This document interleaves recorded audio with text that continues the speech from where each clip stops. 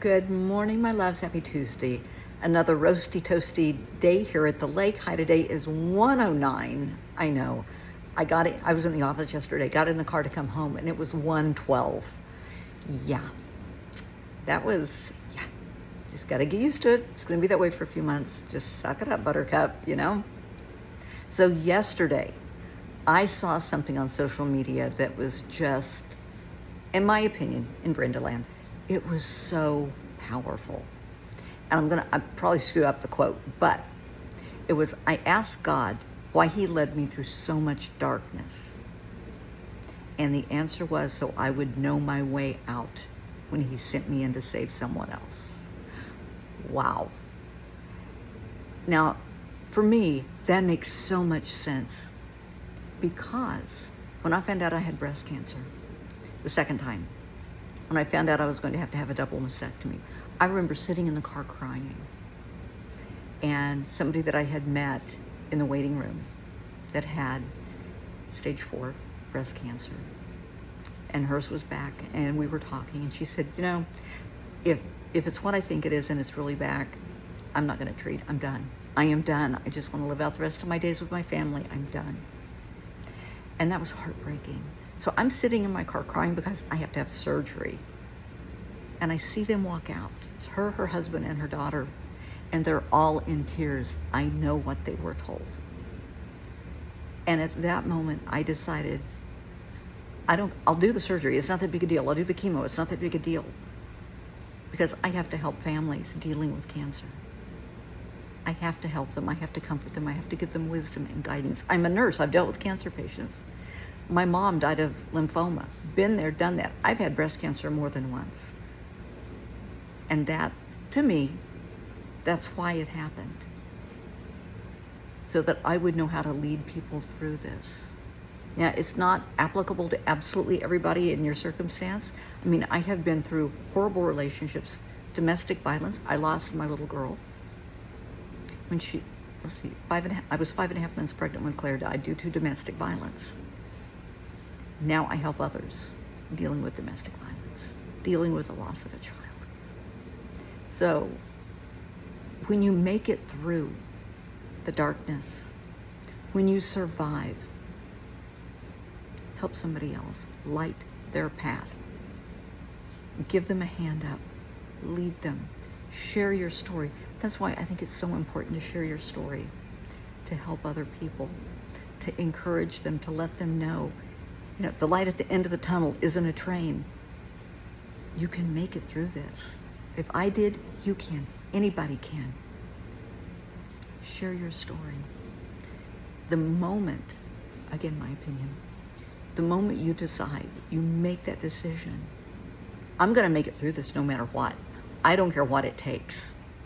That's when you transition from victim to survivor. In domestic violence, been there, done that.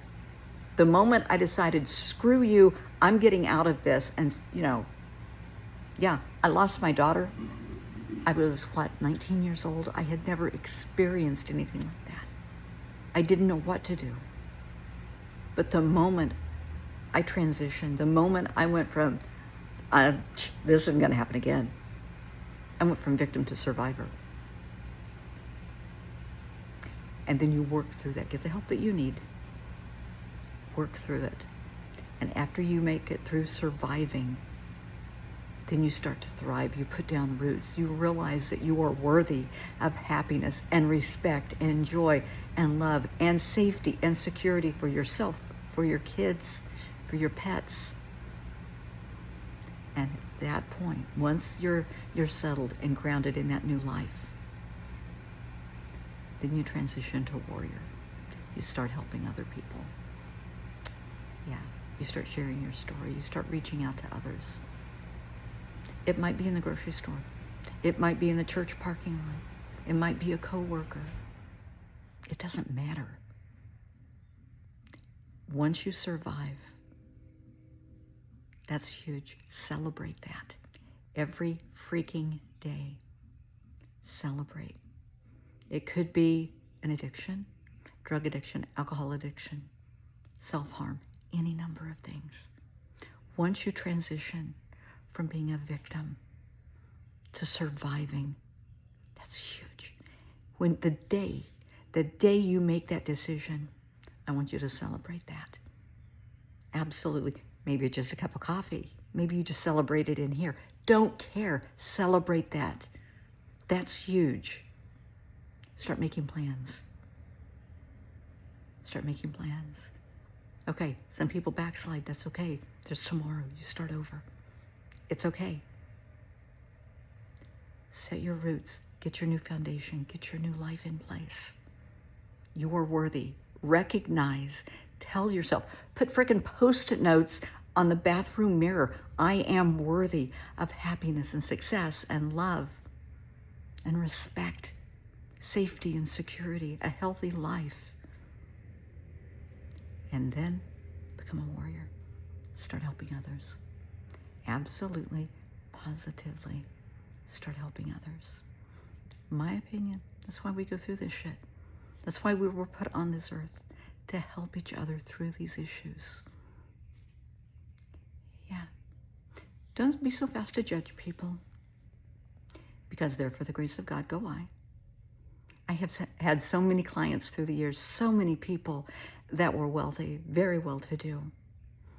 And then they got a divorce and they lost everything. Someone died, they lost everything. They were in a horrific accident, tornado, flood, fire, whatever. They lost absolutely everything. They were devastated. They weren't prepared for this. They were never raised to be prepared for this. Yeah, there, for the grace of God, go I. Just my 2 cents on this lovely Tuesday morning. Think about it.